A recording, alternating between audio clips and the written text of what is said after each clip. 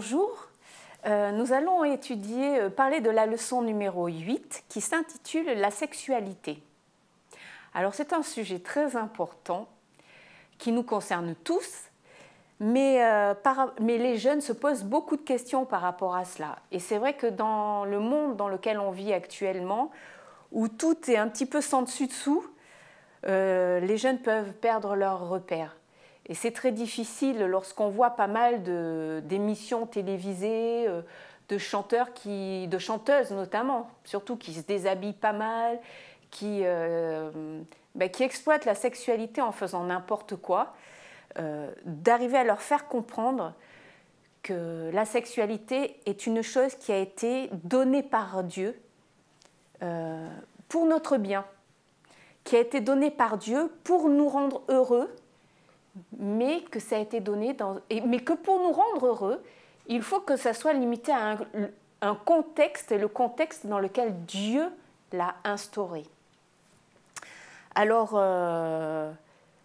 par exemple, si Dieu nous a donné des choses à manger qui sont bonnes, il y a aussi sur la terre des plantes qui peuvent nous rendre malades, voire mortelles. Dieu a donné des limites pour que l'on soit heureux, qu'on vive en bonne santé, qu'on ne meure pas. Eh bien, il faut faire comprendre aux jeunes que dans la sexualité, c'est la même chose. Dieu nous a donné des règles pour que l'on soit heureux. Alors, il y a pas mal de textes qui parlent effectivement de ce que l'on a le droit de faire ou pas faire. Avant le mariage, après le mariage, Dieu en parle, et ce n'est pas ces textes-là que je compte reprendre maintenant. Mais on peut demander aux jeunes de s'imaginer, par exemple, juste une petite histoire.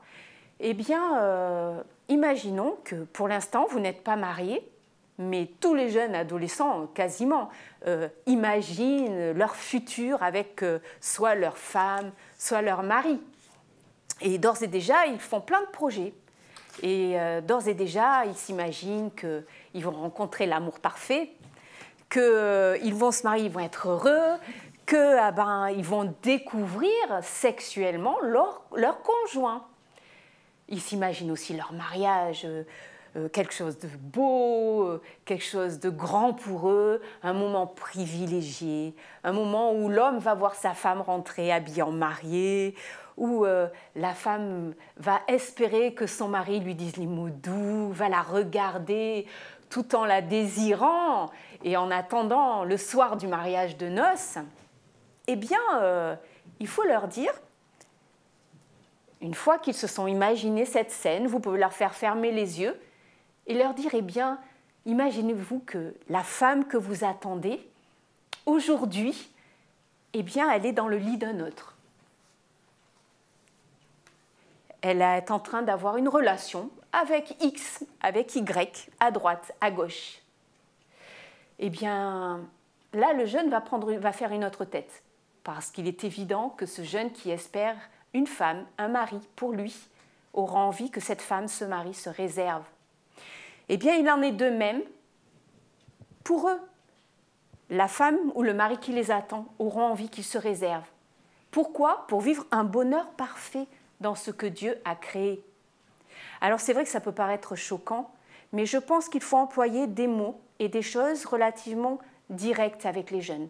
Parce qu'à force de parler de sous-entendus, le jeune qui actuellement est confronté à des choses qui sont loin d'être des sous-entendus, mais des choses qui sont choquantes, leur dire que Dieu a prévu un bonheur total et parfait, mais il faut qu'il soit vécu tel que la Bible le demande.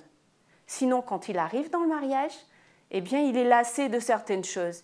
Il est habitué à vivre des choses extrêmes, que ce soit dans les films d'ordre pornographique que les jeunes peuvent regarder sur Internet ou partout ailleurs. Il se trouve qu'il y a des jeunes qui sont tellement, et ce sont les psychologues du monde qui le disent, pas forcément dans le monde adventiste, qui sont confrontés à avoir une sexualité complètement gâchée parce qu'ils ne l'ont pas vécu tel que Dieu nous le conseille dans la parole. Moi, c'est ce que je leur laisserai aux jeunes. C'est ce que je développerai avec eux. Voilà.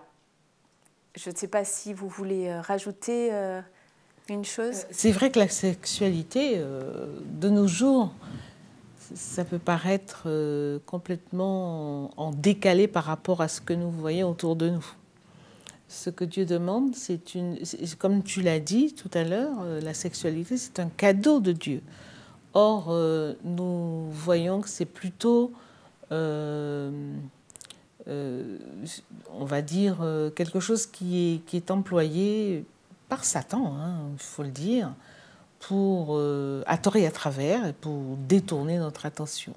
Donc le défi, le grand défi, ce sera de dire aux jeunes que c'est un cadeau de Dieu, justement, réservé dans un cadre, le mariage, et qu'ils pourront avoir...